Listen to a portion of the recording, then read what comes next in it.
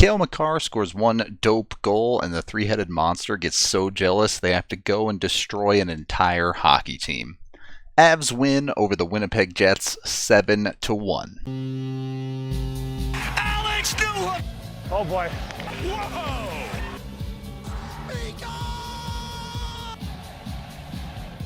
This was the game where all of the big names you've been waiting for to really break out pretty much did.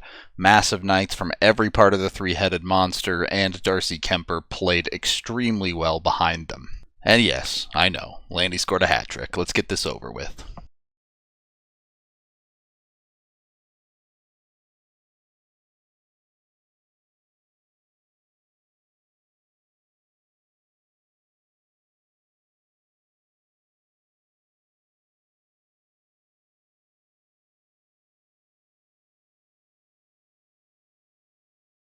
Okay, on to the game. Kind of a weird start to this one. I thought the Avs came out very hot. They looked very good with a couple of good opportunities in the first 2.5 minutes.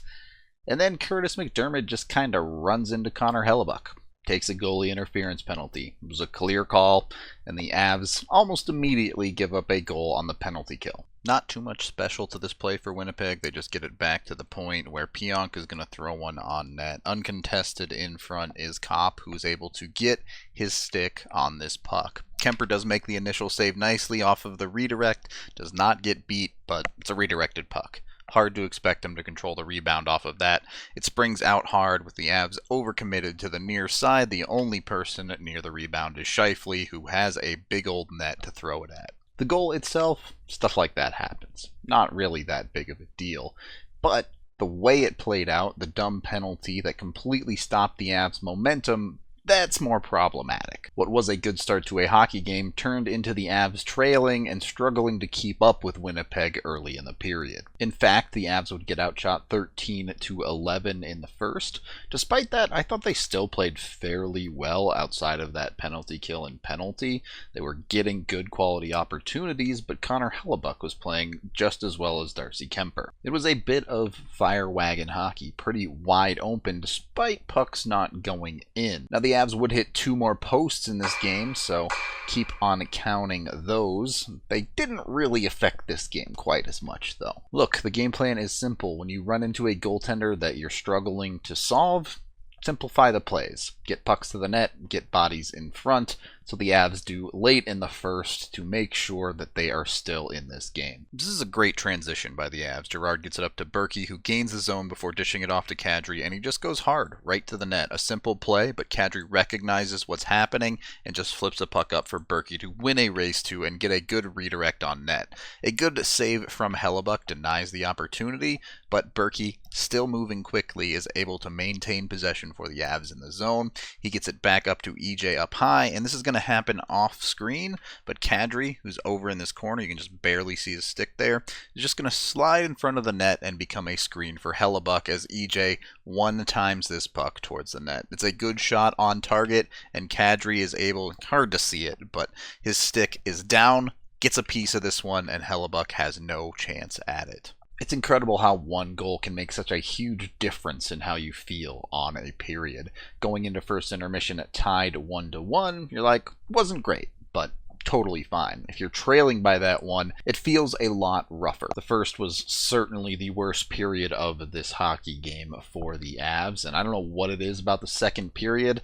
I'm guessing the long change probably helps a team that skates extremely well. It makes it harder for the other team to get guys on and off the ice defensively.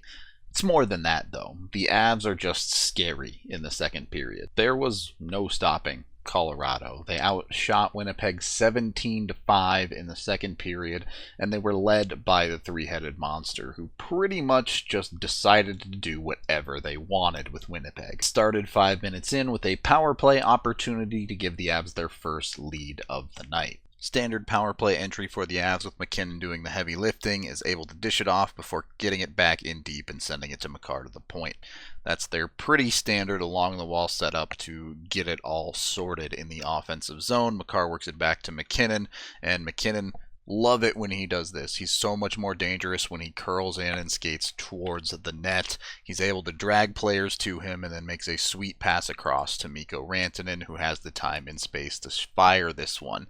Mikko ends up beating Hellebuck here, but catches the post, one of those two I talked about on the bad side in this game. Thankfully, Winnipeg has completely panicked on MacKinnon, leaving Gabe Landeskog alone on the back door. So off the post, Landeskog, all alone in front, is the one tracking it, getting his stick on it, and giving the Avs the lead.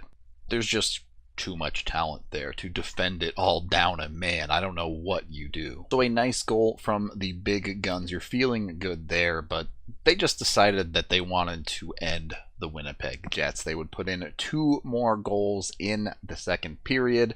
It's just MacKinnon, Landeskog, Rantanen. They just completely did everything and made sure that the Avs are going to win this hockey game. Faceoffs only matter when they matter. This one mattered. Landy wins it clean back to MacKinnon, who's able to get it on his backhand side and skate it in. Now, this is an extremely tough angle, but MacKinnon, it's MacKinnon. He's always shooting to score, right? But maybe recognizes that Rantanen has the clean lane into the net, so if he creates a rebound, they're going to get a good opportunity. It's exactly what happens. Rantanen able to stay strong on his stick, find the puck, and then he fires it 5-hole. Doesn't try to do anything fancy, and it beats Hellebuck.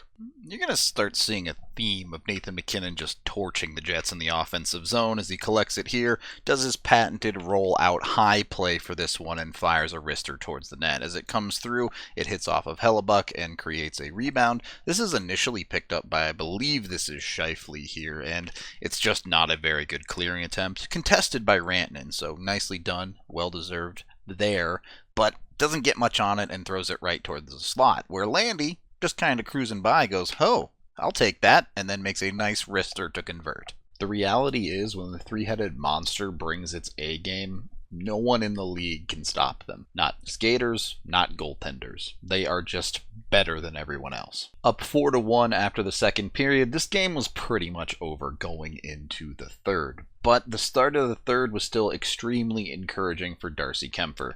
The Avs got off to a bit of a slow start, took a couple of penalties, and Winnipeg pushed back hard, really shelling pucks onto net, and Kuemper stopped them all. He looked great. Exactly what we've been wanting to see from him for a while. Giving up the 1 goal tonight, and that's it.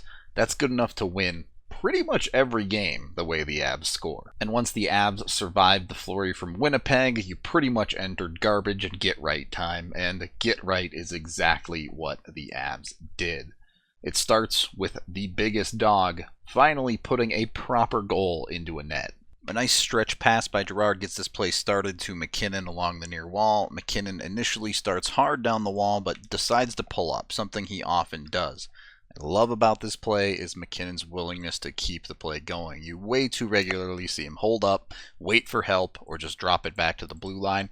This time he turns up ice, does a good job of keeping his eyes on the high man. He's trying to lead Winnipeg's eyes to a play here, and he recognizes as he's doing this that no one is stepping up. He has room to step into the circle and do whatever he wants. So he does, and then he just beats Hellebuck clean because he's Nathan MacKinnon.